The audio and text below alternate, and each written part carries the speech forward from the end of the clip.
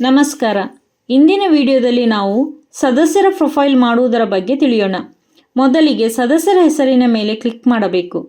ಒಂದು ಸ್ವಸಹಾಯ ಸಂಘದ ಎಲ್ಲ ಸದಸ್ಯರ ಪಟ್ಟಿಯನ್ನು ಇಲ್ಲಿ ಕಾಣಬಹುದು. ಇಲ್ಲಿ ನಮಗೆ ಹಸಿರು ಬಣ್ಣದ ಗುರುತು ಕಾಣುತ್ತಿದೆ.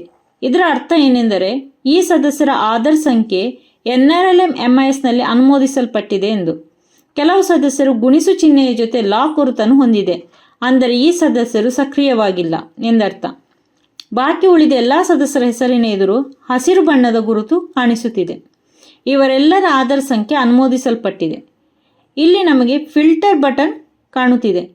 ಇಲ್ಲಿ ಸಕ್ರಿಯ ಸದಸ್ಯರನ್ನು ಆಯ್ಕೆ ಮಾಡಿದಾಗ ಎಲ್ಲ ಸಕ್ರಿಯ ಸದಸ್ಯರನ್ನು ಕಾಣಬಹುದು.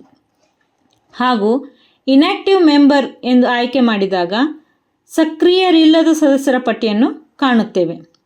ಆಲ್ ಎಂದು ಆಯ್ಕೆ ಮಾಡಿದಾಗ ಎಲ್ಲ ಸದಸ್ಯರ ಹೆಸರುಗಳನ್ನು ಕಾಣಬಹುದು. ಇಲ್ಲಿ ಸದಸ್ಯರ ಹೆಸರು, ಅವರ ಸದಸ್ಯತ್ವ ಸಂಖ್ಯೆ ಹಾಗೂ ಸಂಘಕ್ಕೆ ಸೇರಿದ ದಿನಾಂಕವನ್ನು ಕಾಣಬಹುದು. ಪಕ್ಕದಲ್ಲಿರುವ 3 ಚುಕ್ಕೆಯ ಮೇಲೆ ಕ್ಲಿಕ್ ಮಾಡಿದಾಗ verify Aadhaar, add to SEC, mark as inactive member, ಅಂದರೆ ಯಾವ ಸದಸ್ಯರು ಸಂಘದಲ್ಲಿ ಸಕ್ರಿಯರಾಗಿಲ್ಲದಿದ್ದರೆ ಇಲ್ಲಿ ಅವರನ್ನು ಇನ್ಯಾಕ್ಟಿವ್ ಮಾಡಬಹುದು.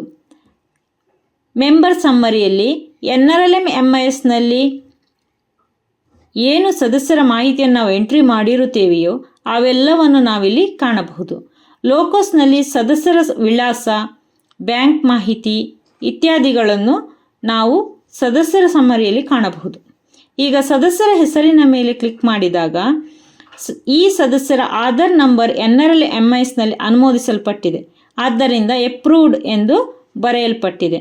ನಂತರ ಸದಸ್ಯರ ಹೆಸರನ್ನು ಆಧಾರ್ನಲ್ಲಿರುವಂತೆಯೇ ನಮೂದಿಸಬೇಕು.